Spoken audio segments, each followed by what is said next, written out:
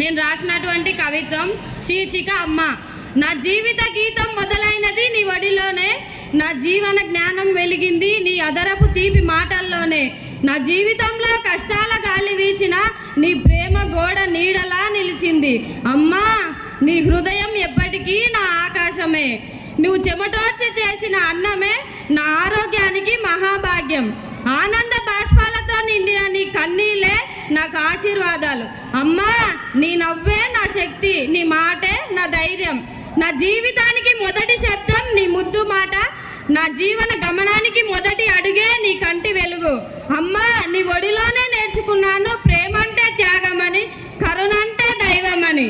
నీ చేతి వంటల్లోని రుచులు మాత్రమే కాదు, నీ హృదయంలోని తీపి కూడా కలిసిపోతుంది.